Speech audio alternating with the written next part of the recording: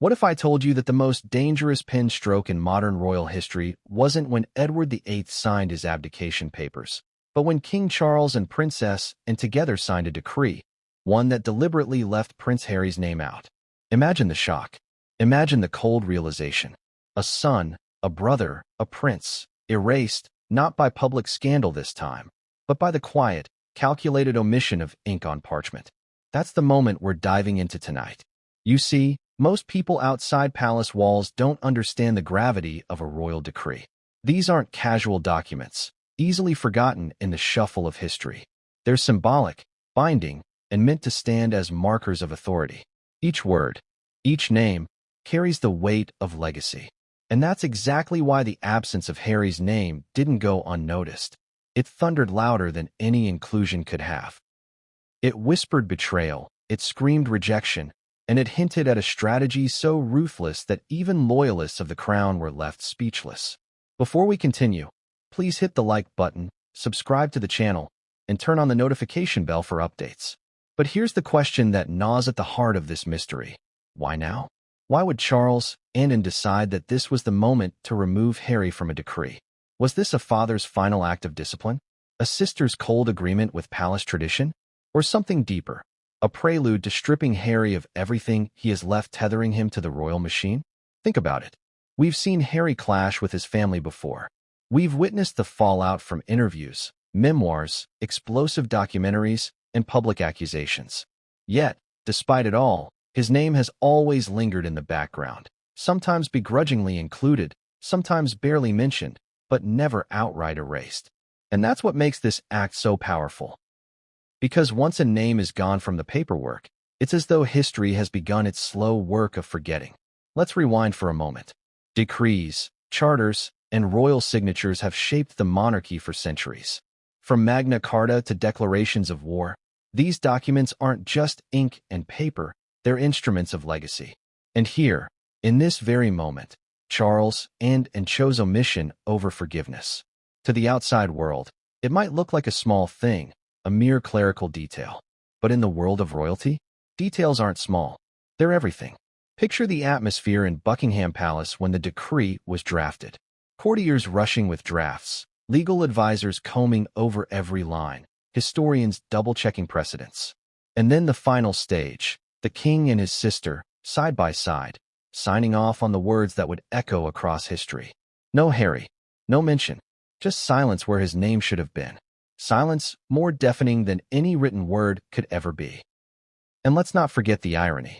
This is a family that has bent over backwards to keep certain names intact in their records before, protecting reputations, covering scandals, shielding those who, behind the scenes, have done far worse than simply step away from royal duties. Yet Harry, the man who once marched in uniform beside his brother, who once stood as a symbol of youthful resilience after Diana's death, is the one crossed out of history. Does that sound like coincidence to you?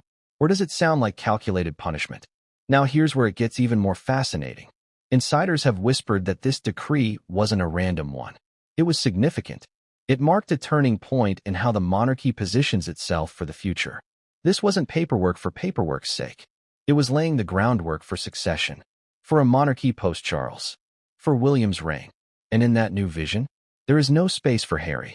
Ask yourself, if you were king, preparing the monarchy for survival in an age where public scrutiny is harsher than ever, would you risk keeping in the name of a prince who has become synonymous with rebellion, lawsuits, and disloyalty? Or would you tighten the circle, close the ranks, and make the family fortress as impenetrable as possible? That's the choice Charles and made. Brutal, yes, but in their eyes, perhaps necessary. But let's not forget, this wasn't just Charles acting alone. The presence of Princess Anne's signature changes everything. She's long been seen as the steel spine of the family, the one who doesn't flinch, doesn't gossip, doesn't play to the crowd. So why did she stand by Charles in this? Was it duty? Was it loyalty to the crown above family? Or was it something even colder, a shared belief that Harry had crossed a line that could never be uncrossed? And here's a contradiction for you to chew on. The royal family thrives on unity. Never complain, never explain, right? Yet by omitting Harry's name, they practically shouted to the world that this man is no longer one of them. Doesn't that, in itself, fuel division rather than stop it?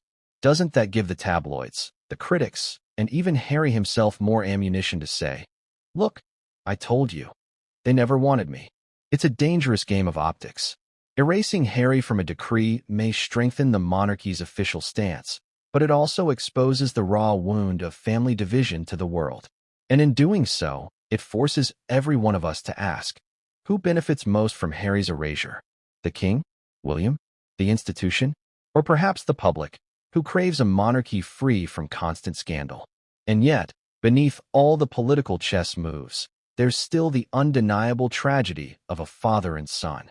Charles signing a decree that omits his own child is more than symbolic. It's deeply personal. It's the paper embodiment of a broken relationship, one that may never be repaired. Think about your own family. Think about the weight of being formally excluded, not in private, but in a document destined for history books. How would you feel? Anger? Sadness? Betrayal? All three at once. That's the storm Harry is left to weather now. But here's the twist that makes this story even more chilling. For centuries, those excluded from royal documents often fade into obscurity. Their names erased, their contributions minimized, their legacy overshadowed by those who remained. Is that what awaits Harry? Is this the beginning of the end of his relevance in the monarchy? Because make no mistake, this isn't just about today. It's about tomorrow. It's about rewriting the narrative for generations to come. Children reading history books a century from now may not see Harry's name in the margins of royal decrees.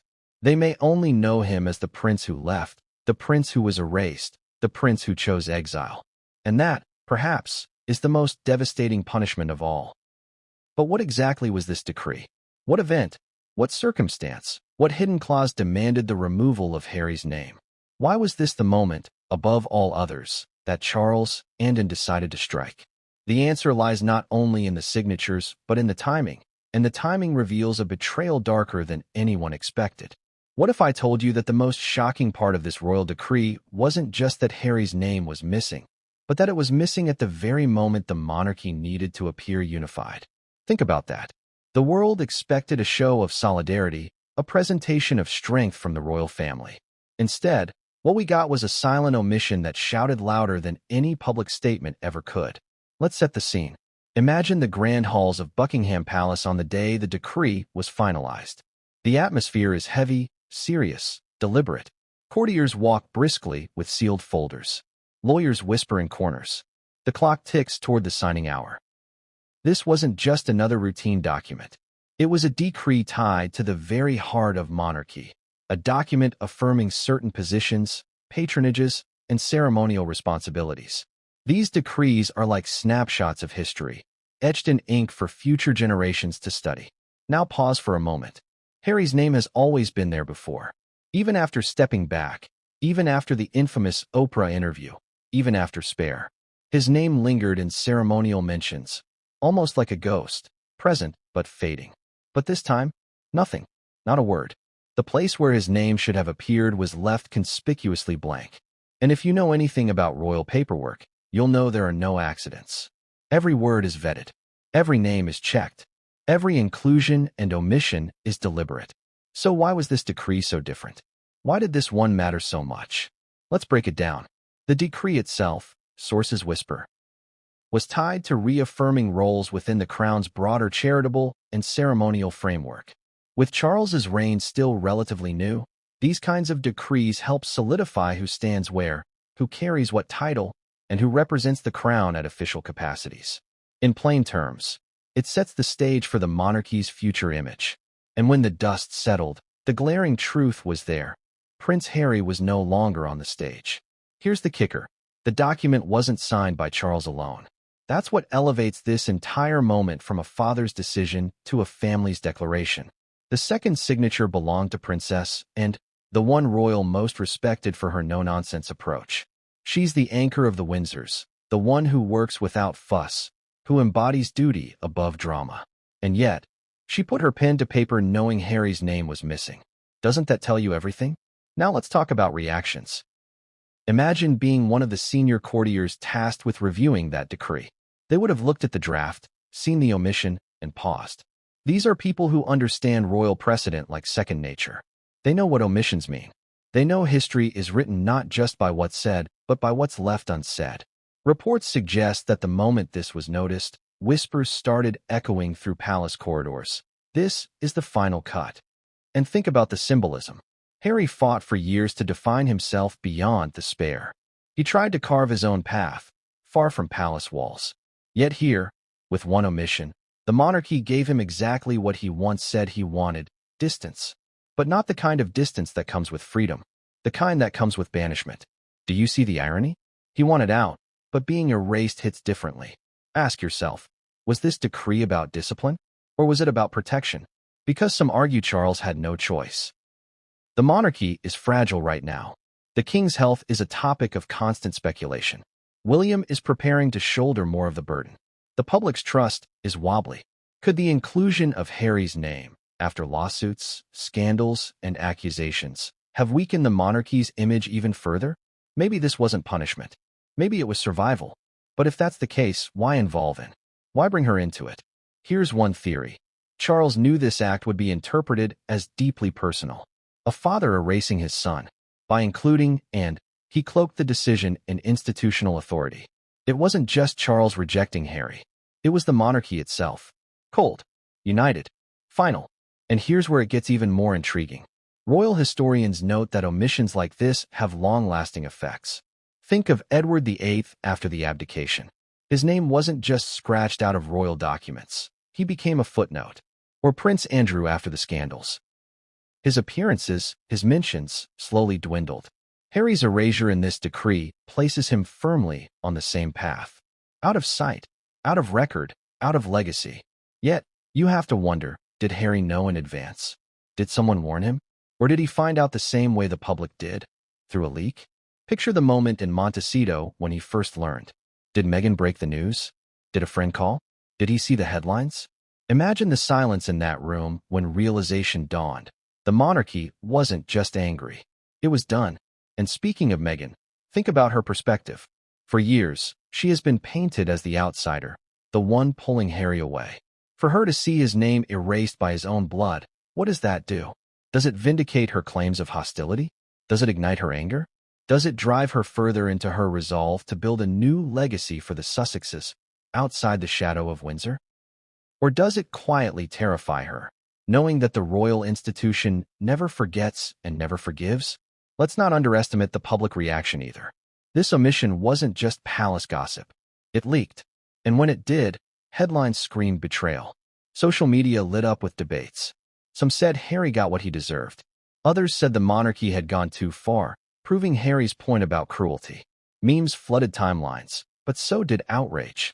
The world saw a family fracture broadcast in the most official way possible. And you, watching this right now, what do you think? If your name were deliberately removed from your own family's official record, would you shrug it off? Or would you see it as the ultimate betrayal? But here's the part that truly twists the knife. This wasn't the last time Harry's name could be erased. Insiders hint that this decree was only step one. That more documents are coming. That titles, patronages, even legal wording around succession could all be rewritten without him. And this decree? This was just the warning shot. Which raises the next explosive question. If Charles and were willing to sign this one, what will William sign when his turn comes? Because what comes next may not just be omission. It could be complete erasure. What kind of father signs his son out of history? That's the question that burns when we look at King Charles's role in this decree. Because this wasn't just a monarch putting pen to paper. It was a father making a decision so monumental, so irreversible, that it cast a shadow over the very idea of family loyalty. Let's not forget, Charles has walked a delicate line since the moment Harry and Meghan stepped back. At times, he's tried to extend olive branches. Other times, he stood firm with the institution. But this wasn't diplomacy. This was an execution in ink. Think about the weight of that signature. Charles, sitting in a gilded room, likely with aides hovering nearby, reading over the carefully worded document one last time. He knows what's missing. He knows his son's name isn't there. And still, he lifts the pen, pauses, and signs. That's not a moment of accident. That's a moment of intent. A father, yes, but also a king. And in that moment, the king won out over the father. But let's not simplify it. Charles has always been haunted by contradiction. He knows what it's like to be the problem prince. He knows what it feels like to be overshadowed, criticized, doubted. For decades, he was branded as weak, unfit, overshadowed by Diana's glow, criticized for his marriage to Camilla. He's lived with the humiliation of tapes, scandals, and public mockery. And yet, here he is, doing to Harry what he himself once feared, being cast aside, being made irrelevant. Is this justice? Hypocrisy? Or just the cruel cycle of Windsor tradition repeating itself? Now, let's rewind the clock to Charles and Harry's relationship before all of this. Harry was the cheeky one, the one who made the monarchy relatable. He hugged children when William stuck to protocol. He laughed, he joked, he showed humanity. And Charles often played the role of the distant, duty-bound parent. Their bond was fragile even then. When Diana died, many hoped it would bring father and sons closer. Instead, it drove an invisible wedge. Charles had to balance grief with monarchy, while William and Harry leaned into each other. For years, Charles and Harry danced around closeness, but never quite achieved it. And so, when Harry's rebellion came years later, Charles wasn't prepared. Here's where it gets fascinating. Palace insiders have said Charles wrestled with guilt after Diana's death. He knew Harry carried wounds that would never heal. And for years, he tried, in his awkward way, to show support. But when Harry married Meghan and the storm began, Charles had to pick a side. And the side he chose was the crown. That's why this decree matters so much. It wasn't just a formal exclusion. It was a symbolic moment where Charles stopped trying to juggle both roles. He became monarch first, father second. Ask yourself, could you do that? Could you sign your child out of history for the sake of an institution? That's the cruel paradox of monarchy. It demands sacrifice, but those sacrifices are often carved out of flesh and blood. Now, some argue Charles had no real choice, that the monarchy's survival demanded this omission. With scandals swirling around Andrew, health concerns hovering over Charles himself, and William preparing to inherit the crown, the royal image had to be cleaned up. Harry, with his lawsuits, his memoirs, his interviews, was a constant liability. Including his name in the decree might have signaled weakness, indecision. Excluding him? That signaled control, authority, finality. But here's the tragic irony. The very act of erasure proved Harry's point. In Spare, Harry wrote about feeling disposable, sidelined, cast out. And now? His father literally signed a document affirming that feeling. The monarchy silenced Harry not with words, but with silence. And silence, in this case, screamed louder than anything else. And let's not forget Charles's personal reputation. For years, he's been desperate to appear strong, decisive, kingly. His critics always said he was too indecisive, too easily swayed, too emotional. By cutting Harry out of this decree, Charles showed the world, and perhaps himself, that he could make the hard call, that he wasn't weak, that he could put the crown above all else. But at what cost? Because here's where it cuts deepest. This wasn't just a king asserting authority. This was a father choosing institution over son. A man who once held a small boy's hand behind Diana's coffin, now holding a pen that erased that same boy's name. Do you see the tragedy? Do you feel the weight of that betrayal? And remember, Charles didn't act alone. He had someone at his side, someone whose signature carried just as much weight. Princess Anne, the sister, the aunt, the ally. With her pen, she transformed this from a father's rejection into a family's united declaration. Which raises the chilling question, was this truly Charles's choice? Or was, and the force behind it, pushing him to do what he might not have done alone? Because if Charles was torn, if Charles hesitated, Anne's reputation for blunt duty may have been the push. And that changes the story completely. But we'll come back to Anne. For now, understand this. Charles's signature wasn't just ink. It was history. It was blood. And it was betrayal. And if a father could do this, imagine the resolve of a sister who has never cared for sentimentality. Because Anne's pen, sharp and steady, made the silence surrounding Harry's name permanent. What does it mean when Princess Anne, the woman long considered the backbone of the monarchy, adds her name to a document that excludes her nephew? That's not just formality. That's intent. That's endorsement. And for Prince Harry, it may have been the sharpest sting of all.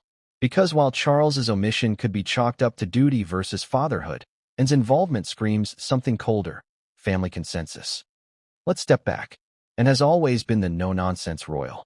She isn't flashy. She isn't scandal-driven. She doesn't chase headlines. She works tirelessly, day after day, year after year. She fulfills royal duties with a sense of discipline that makes even her critics admit she's the most dependable Windsor. She's the one who never complains, never seeks the limelight, and never falters in her loyalty to the crown. So when she signs her name to something, it carries a weight that's different from anyone else. It says, this isn't drama. This is policy. This is permanent. But here's where it gets personal. Anne was once one of the few family members who seemed immune to Harry's antics. She wasn't openly critical, nor was she particularly close. She was steady, a figure of quiet reliability in his world. She watched Harry grow up, watched him stumble, watched him charm, watched him rebel. And now, she's the one lending her authority to a decree that deletes him. That kind of shift isn't accidental. It's symbolic of a family line being drawn in ink. Ask yourself this: why Anne? Why not Camilla? Why not Edward? Why not another royal counselor? Why was it Anne, specifically, whose name appeared alongside Charles's? The answer is brutal in its simplicity, because Anne's signature means this isn't emotional. Anne's signature means this is duty. And that distinction is devastating. Think about her reputation. Anne has always been the one who doesn't indulge in sentiment. While Charles hesitates, overthinks, and struggles with his emotions, and slices through with clarity. When the Queen needed someone to carry the burden of royal duty, Anne stepped up. When scandals hit Andrew, when tension swirled around Harry and Meghan, Anne stayed above it all, untouched, unbothered. For Harry, that made her something of a quiet constant. But that constant has now turned against him, and that makes her decisions sting all the more. Picture the scene.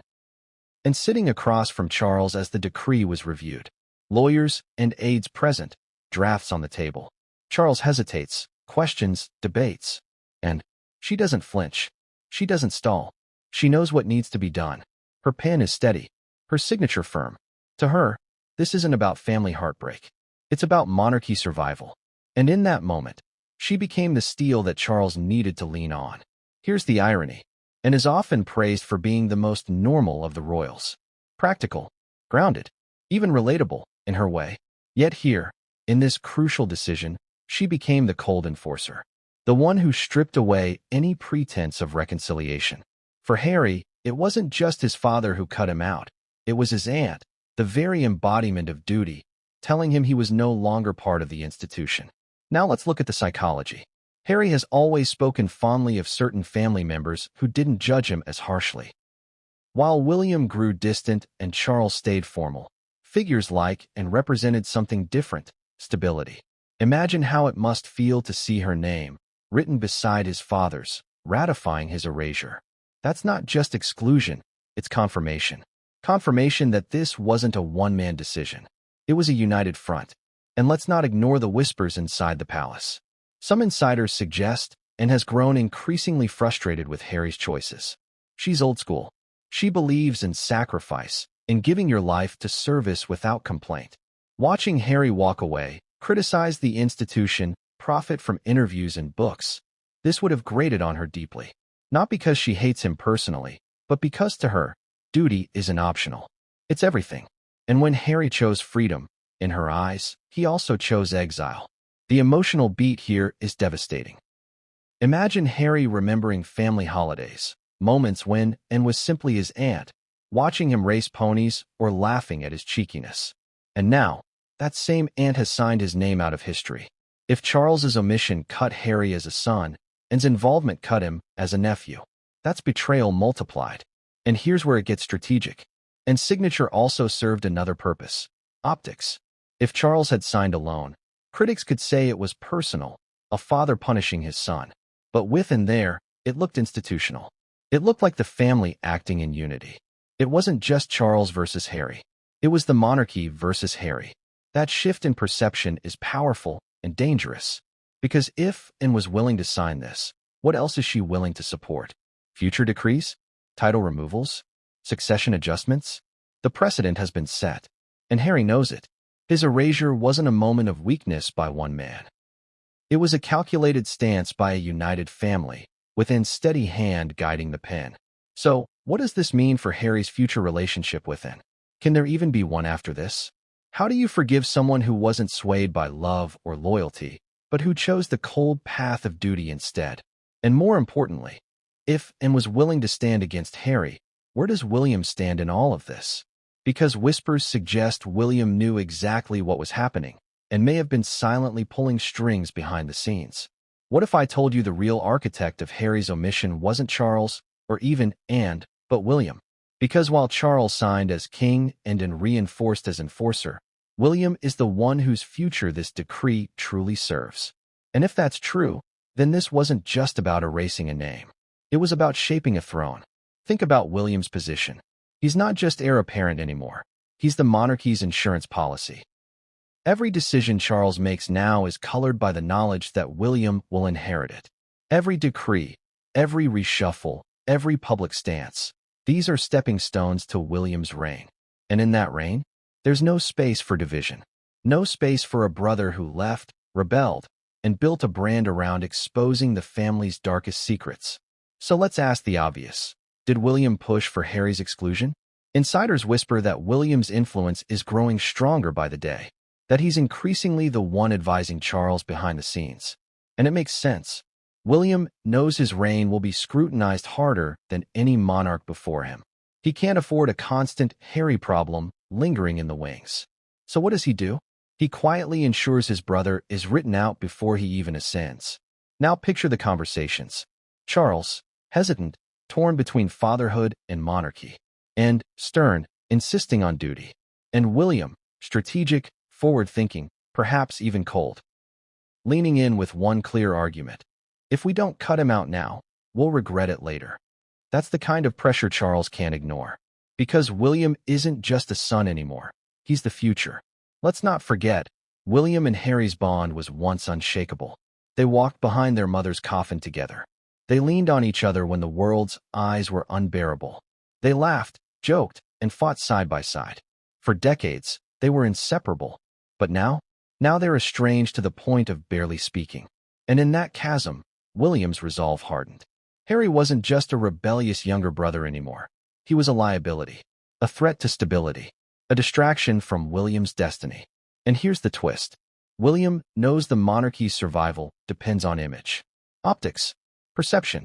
He can't risk being overshadowed the way Charles was overshadowed by Diana. He can't risk constant comparisons, constant questions. By erasing Harry from the decree, William sends a message. There is one future, and I am it. My brother is not part of this story anymore. That's brutal, but it's effective. Ask yourself, can you imagine a King William standing at the balcony of Buckingham Palace, waving to the crowds with Harry lurking in the background, stirring up headlines, lawsuits, and memoirs? It's unthinkable. William knows it. The advisors know it. And now, Charles knows it too. That's why Harry had to be erased. Let's also talk about Kate. Because behind William's decisions is often the steady hand of his wife. Kate has cultivated the image of the perfect future queen, calm, poised, uncontroversial. Meghan, by contrast, has been painted as volatile, divisive, headline-chasing. For Kate and William, the contrast works in their favor, but only if Harry and Meghan are kept firmly outside the royal circle. If their names creep back into official documents, it muddies the image. It reopens wounds. Kate knows this. And you can bet she supports William in making sure the Sussexes stay sidelined. Now, here's where it gets darker. William isn't just planning for himself. He's planning for George, Charlotte, and Louis. His children are the future face of the monarchy. Every decision he makes now is about clearing the path for them. And Harry? Harry represents disruption, chaos, division. William isn't just protecting his reign. He's protecting theirs. That makes his motives even sharper, even colder. This isn't personal anymore. It's generational. But let's not sugarcoat it. On a human level, this is devastating. Imagine Harry realizing that his brother, the boy he once confided in, the man who stood as his best man, the partner in grief who knew every pain of their childhood, is now the one pulling the strings to erase him. That's betrayal on a level deeper than anything else. And you, watching this, what would hurt more? A father erasing you out of duty? Or a brother erasing you out of ambition? Which cut runs deeper? Which scar lasts longer? Here's where the irony comes in. Harry has accused William of being trapped in the system, of being unable to escape. And yet, in erasing Harry, William proves he's not trapped, he's in control. He's shaping the monarchy in his own image, even before the crown sits on his head. He's not the weak heir, he's the strategist. And Harry? He's the casualty. But here's the cliffhanger. If William really was behind this, what else has he orchestrated behind closed doors? Because whispers inside the palace suggest the decree was just one part of a larger plan. And that plan, it may involve stripping Harry of even more than just his name. What happens when you erase a man's name from history? You don't just cut him out, you cut her out too. And that's exactly why Meghan Markle's reaction to this decree was as explosive as you'd imagine. Because for Meghan, this wasn't just about Harry being sidelined. This was about the monarchy sending a message directly to her. You are not wanted, you are not relevant, and you will never, ever be accepted back into the fold. Imagine the scene in Montecito. Harry, perhaps scrolling through messages or a private call with someone still loyal inside the palace. The news comes through, his name is gone. The decree is public. Meghan, standing nearby, listening as the details spill out. Her face hardens. Maybe she laughs in disbelief at first, because the monarchy has always been predictable in its coldness. But then the weight sinks in. This isn't gossip. This isn't spin. This is ink, parchment, signatures. Final. Do you see the irony? For years, Meghan has argued that the royal institution was cruel, unforgiving, and willing to sacrifice individuals for the sake of its survival. And now, the institution has handed her the perfect piece of evidence. Proof, in black and white, that even a blood prince can be erased when he dares to step out of line. But here's where it gets fascinating. Meghan's fury wasn't just personal. It was strategic, because Meghan knows the power of narrative. She knows how to take a royal slight and transform it into a global headline. Think about Oprah. Think about Spare. Think about the endless debates sparked by carefully chosen words. The erasure of Harry's name from a royal decree? That's not just family drama. That's a weapon, a story to tell, a rallying cry for her brand of independence. And yet, behind the fury, there was also fear. Because Meghan isn't blind to the consequences. She understands that every move the monarchy makes has layers of meaning.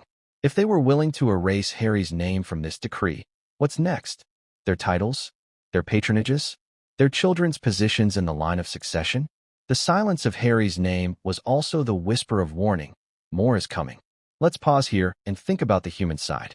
Meghan has always carried herself as strong, resilient, unshaken. But in private, the thought of her husband, her partner, being erased by his own family must have been devastating. Because this wasn't about the press, or tabloids, or trolls. This was about his blood, his father, his aunt, his brother in the background, all aligned against him. For Meghan, that wasn't just betrayal. That was confirmation of her deepest fears. And here's the contradiction. Meghan thrives on standing apart, building her own empire. Yet every time the royals push her and Harry further away, she loses something too. Prestige, recognition, the unique sparkle that comes from proximity to the crown. The erasure of Harry's name didn't just diminish him, it diminished her. That double sting fueled her rage. So how did Meghan respond? Behind closed doors, insiders say her anger was volcanic. She urged Harry to respond, to push back, to reclaim the narrative before the world saw him as permanently diminished. But Harry, by this point, was spiraling into silence. The omission cut him deeply, leaving him reflective, withdrawn. Meghan wanted a counterattack. Harry hesitated. That difference in response became a crack in their united front. Now let's talk optics. Meghan knows how the world watches her every move. She couldn't explode publicly, not right away. But subtle moves? Strategic leaks? Carefully worded comments in interviews or podcasts? That's her style. Imagine the headlines. Meghan furious as Harry erased. The monarchy hands her the weapon, and she sharpens it for battle. But here's the twist. Meghan's fury wasn't the most dangerous response. Harry's silence was.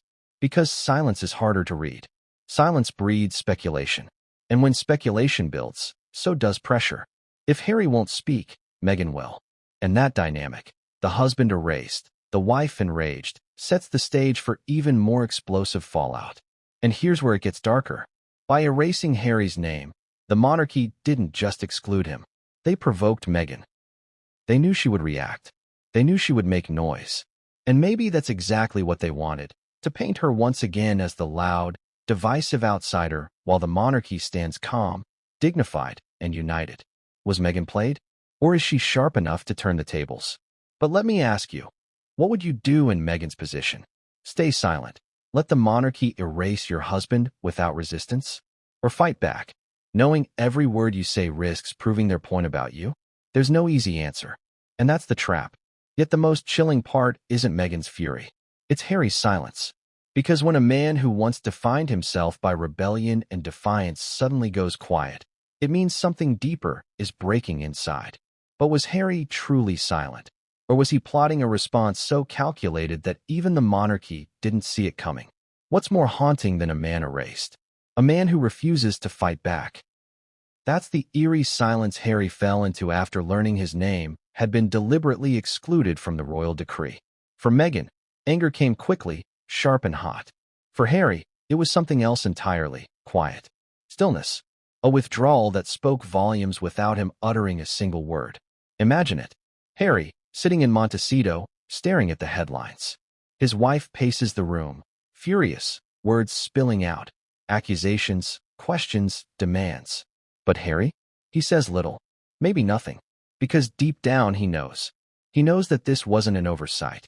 It wasn't clerical error. It was intentional. It was deliberate. It was final. And what does a son do when his father and aunt have declared him a ghost on parchment? Let's go deeper into the psychology here. Harry has always been the outspoken one, the rebel, the prince who admitted to mistakes, to wild nights, to heartbreaks. He's spoken about mental health, therapy, trauma. He's written a memoir that left no stone unturned. He's given interviews that scorched the monarchy's image. And yet, here, when his very name is wiped from royal history, he's silent. Why? Because sometimes silence isn't weakness. It's despair. Think about the irony. For years, Harry has fought for his voice.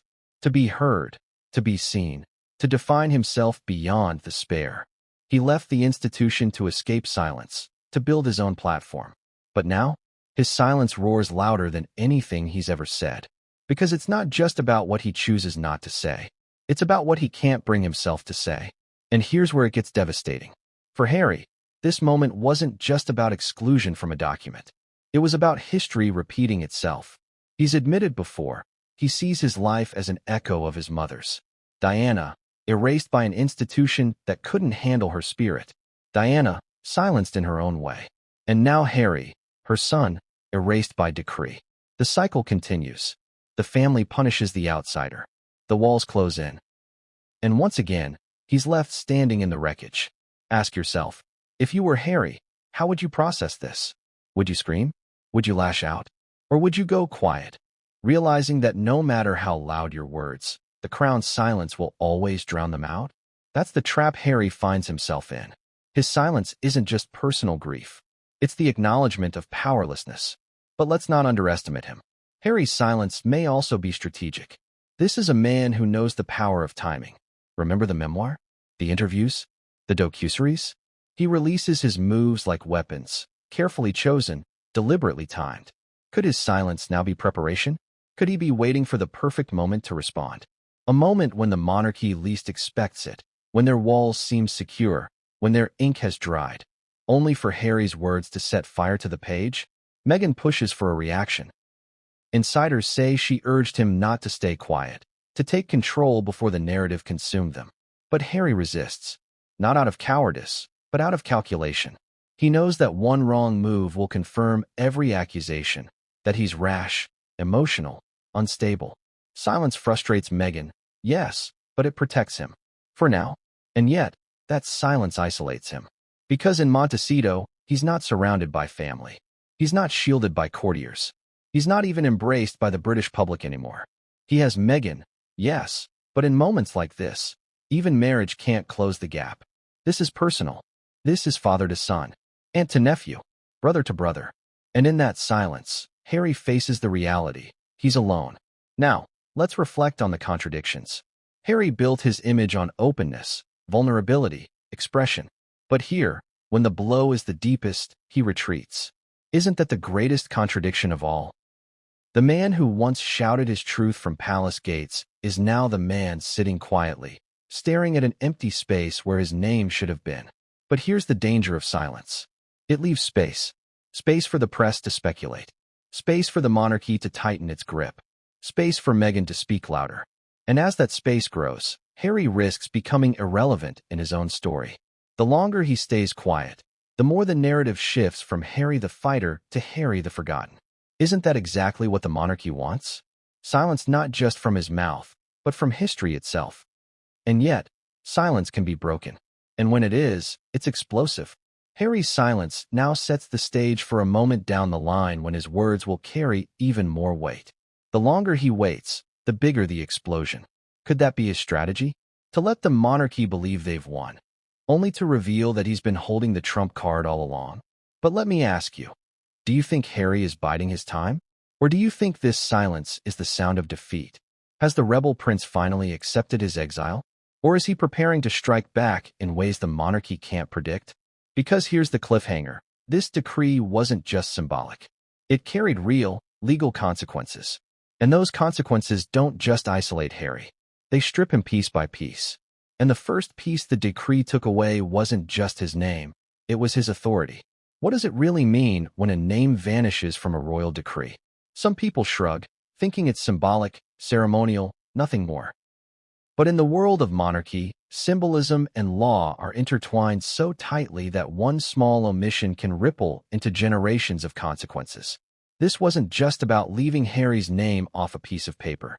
This was about stripping him of authority, diminishing his influence, and legally codifying what the public already suspected.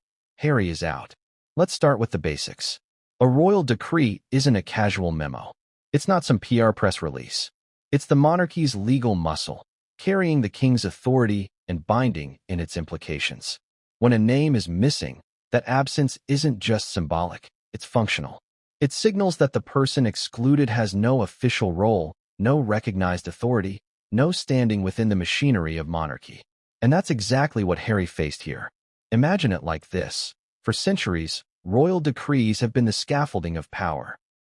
They determine who represents the crown, who holds titles, who commands military patronages, who speaks for the monarchy in official contexts. When Harry's name disappeared, so too did his ability to be considered in those capacities. He wasn't just cut out emotionally. He was cut out institutionally. Here's the contradiction. Harry is still, by blood, a prince. That can't be erased. He's sixth in line to the throne. His lineage is undeniable. Yet this decree revealed the monarchy's cruel paradox. You can be royal by birth, but irrelevant by law. What good is being Prince Harry if the documents that define royal authority act as though you don't exist?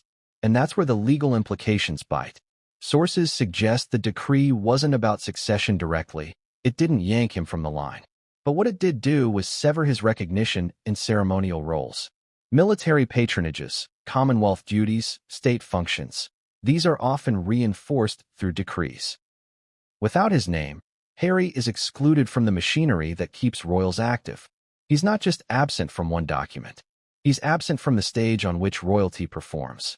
Think about how devastating that is for Harry. His identity has always been tied to service. He was the soldier prince, the veteran, the man who found purpose in Invictus. And yet, by law, by ink, his ties to those duties are being cut. Isn't that the cruelest irony? The one royal who actually lived and breathed military service being stripped of recognition while others, less experienced, less devoted, retain their ceremonial honors. And then there's the constitutional question. Royal decrees, while steeped in tradition, feed into the broader apparatus of the monarchy's relationship with Parliament and the Commonwealth. When Harry's name vanishes, it signals to governments, charities, and institutions worldwide. Do not count on him. Do not invite him in his capacity as royal. Do not include him in your plans. The law backs the symbolism. The omission spreads like a chain reaction, shrinking Harry's world one signature at a time.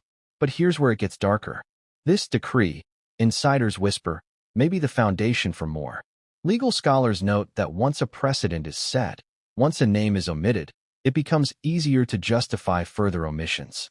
The next decree could target his titles. The next one could adjust his children's recognition. Piece by piece, decree by decree, the monarchy has the power to legally erase Harry's royal identity without ever formally announcing it. Death by omission. Quiet. Ruthless. Final. Now let's pull back and look at the optics. For centuries, the monarchy has hidden behind the phrase, never complain, never explain.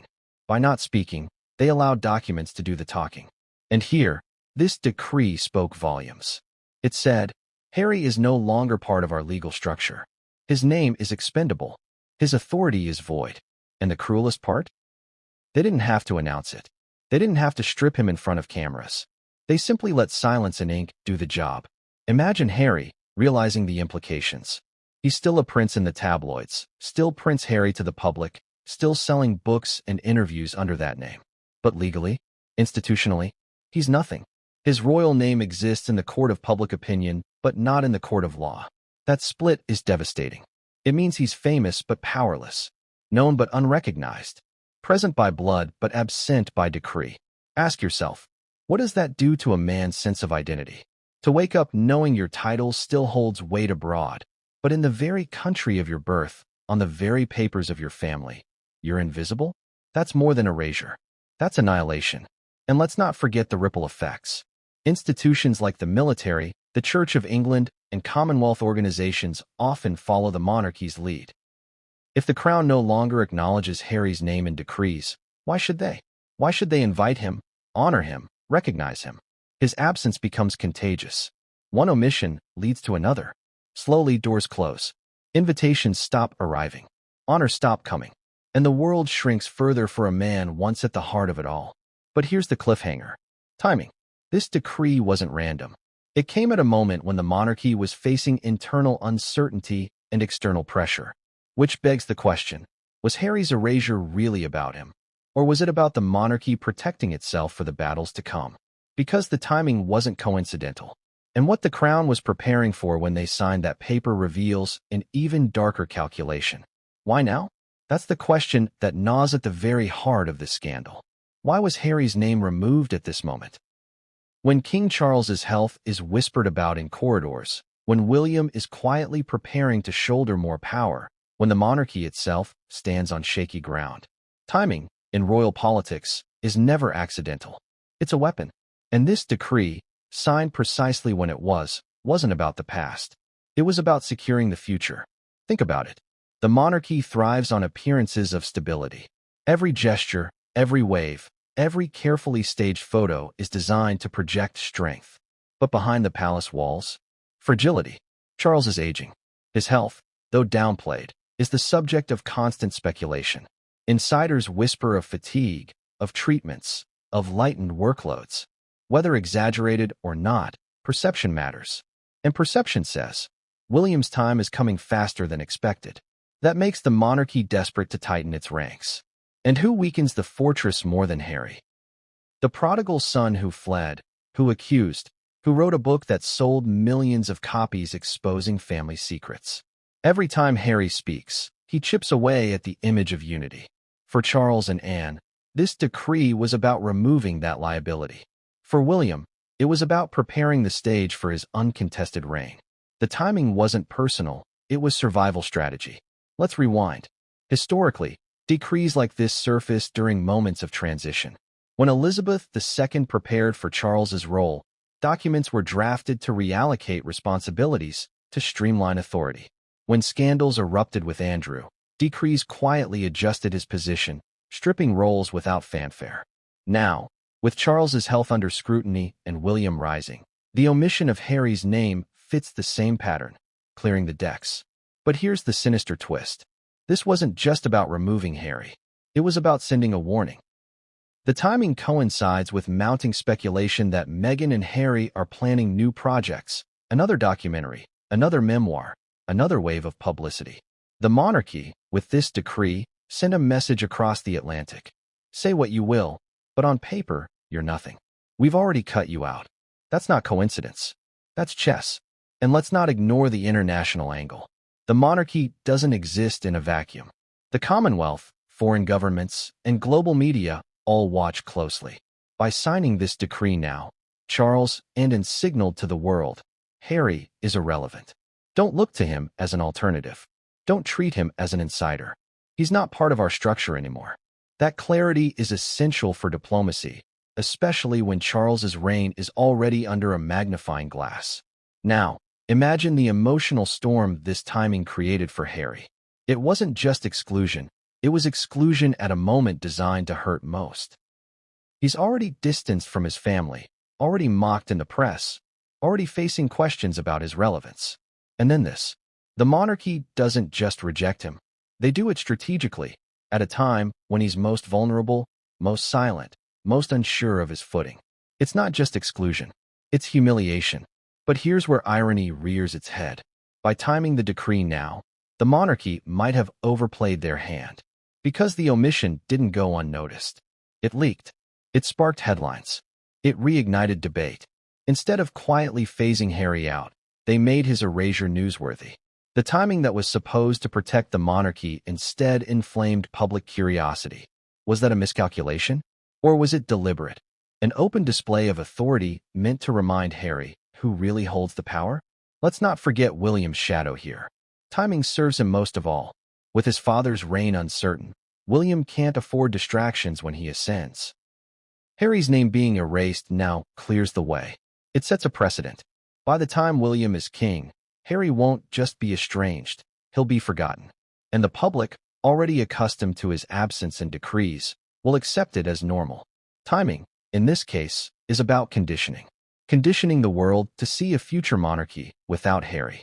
Ask yourself, if you were William, would you want to inherit a monarchy still haunted by your brother's name? Or would you want the stage cleared, the roles streamlined, the documents free of ghosts? The answer is obvious, and that's why timing was everything. And yet, timing also carried another darker motive. Because this decree didn't just hit Harry. It cast a shadow over Meghan too. Erasing Harry's name now, at this particular moment, was also about preparing the ground for what comes next, targeting her. The Duchess of Sussex. The woman blamed, fairly or unfairly, for pulling Harry away. The monarchy didn't just erase a prince. They sent a warning shot at a duchess. Because the next decree? It may not stop at Harry. It may come for Meghan's titles. What happens when the monarchy fires its warning shot? You brace for the second one. And make no mistake, the erasure of Harry's name from that decree wasn't the end. It was the beginning. Because if Harry can be sidelined with the stroke of a pen, what does that mean for Meghan? For the Duchess of Sussex, the woman whose very title ties her to an institution that despises her presence? Insiders whisper that this decree was only the first move. The next could be aimed squarely at Meghan's titles. Let's unpack this. Meghan became the Duchess of Sussex the day she married Harry. It wasn't a title earned through service, through decades of duty, through loyalty to the crown. It was conferred by marriage, bestowed by the Queen, as tradition demanded. But since that wedding day, Meghan has been at the center of controversy, criticism, and division. For many inside the palace, she represents the ultimate insult. A duchess who turned her back on the monarchy, yet still profits from the royal association her title gives her.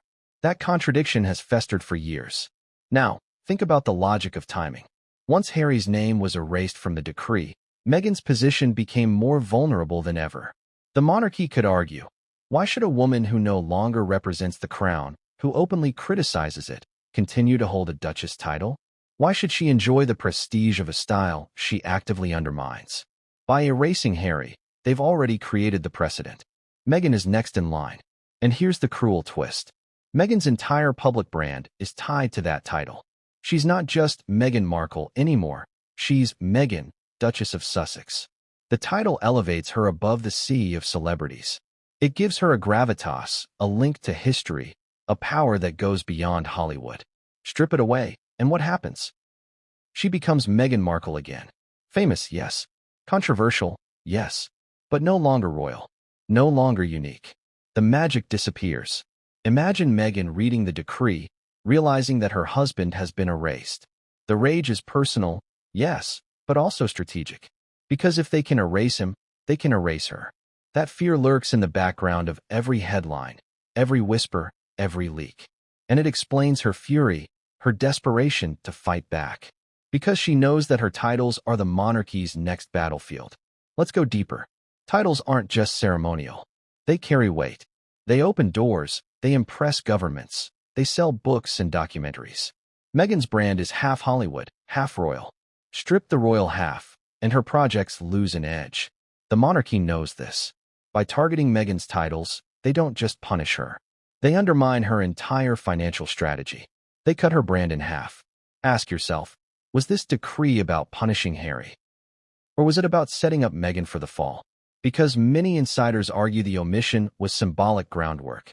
Once you establish that Harry is no longer institutionally relevant, you can justify stripping Meghan of the Duchess title. One move legitimizes the next. And when the axe falls, the monarchy can shrug and say, it was inevitable. It was already set in motion. And here's the irony. Meghan once said she never cared about titles. She said they didn't matter to her. Yet, every deal, every appearance, every headline that calls her Duchess proves otherwise. Titles are her currency. Without them, she is powerful, yes, but not untouchable. With them, she is royalty. And the monarchy knows stripping her would be the ultimate humiliation. Now, consider public opinion. The British press has long campaigned for Meghan's titles to be removed. Tabloids splash headlines demanding it. Critics call her unworthy. Every scandal reignites the debate. And now, with Harry erased, the public appetite grows stronger. If he's out, why is she still in? That's the question echoing across front pages and talk shows. The monarchy doesn't even have to act yet. The public is already softening the ground for them. But let's not underestimate Meghan. If the monarchy does come for her titles, she won't go quietly. She'll frame it as proof of cruelty, as evidence of her claims of hostility. She'll use it as fuel for another round of interviews, another documentary, another memoir. Stripping her may wound her brand, but it may also give her another weapon. The monarchy knows this, which is why the timing of such a move has to be perfect, calculated, precise, devastating. And here's the cliffhanger. Whispers inside the palace suggest this decree wasn't just about Harry. Hidden within its timing, within its omissions, was a signal. A signal that Meghan's titles are under review, that her status is being debated behind closed doors, that her place as Duchess may not survive the next pen stroke. And if that's true, then the real story isn't just Harry's erasure. It's Meghan's looming reckoning. What if I told you that the decree that erased Harry's name may not be the only one? That palace whispers speak of a second decree, a shadow document being prepared quietly, secretly, to go even further than the first. If the first omission was the warning shot, then the second would be the cannon fire. And its existence alone sends shivers through the world of royal watchers. Think about the pattern. Royal decrees are rarely isolated. They build on each other, layer by layer, tightening control, shaping history. Edward VIII didn't just sign one document when he abdicated. There were multiple legal instruments, each stripping another piece of his authority, his role, his presence. Prince Andrew's fall didn't happen in one go either. It was a slow bleed. A removal of military patronages here, a withdrawal of HRH there, until suddenly he was unrecognizable as the man once called the Queen's favorite. So what could this second decree hold? Some insiders claim it may address titles more directly, particularly Meghan's. The first decree established precedent by erasing Harry's name. The second, they say, could go further, formally reviewing the Sussex titles. Imagine it. Duke and Duchess of Sussex reduced to plain Harry and Meghan. No titles, no courtesy, just names stripped bare, their royal sheen gone. That would be the ultimate humiliation. Others speculate the second decree might target their children. Archie and Lilibet, two names that were controversially added to the line of succession on the official royal website, despite the couple's departure from royal duties. Could this second decree clarify their positions, or erase them entirely? If the monarchy is serious about closing ranks, about protecting William's children as the uncontested future, then cleaning up that line of succession is inevitable. And that makes Archie and Lilibet vulnerable. Now imagine the fallout. Meghan, already furious at Harry's erasure, suddenly faced with the possibility of her children being erased too. That's not just politics. That's war. That's the kind of move that would ignite a firestorm across the globe. Headlines, interviews, social media explosions, it would be chaos. The monarchy knows this. And yet, insiders whisper, they're still considering it. Why? Because the cost of keeping the Sussexes in the fold, even symbolically, is greater than the cost of the storm. And here's the part that makes your stomach turn. Some say the second decree has already been drafted, sitting quietly in palace safes, waiting for the right moment to be released. The monarchy operates like chess masters. Every move is prepared in advance.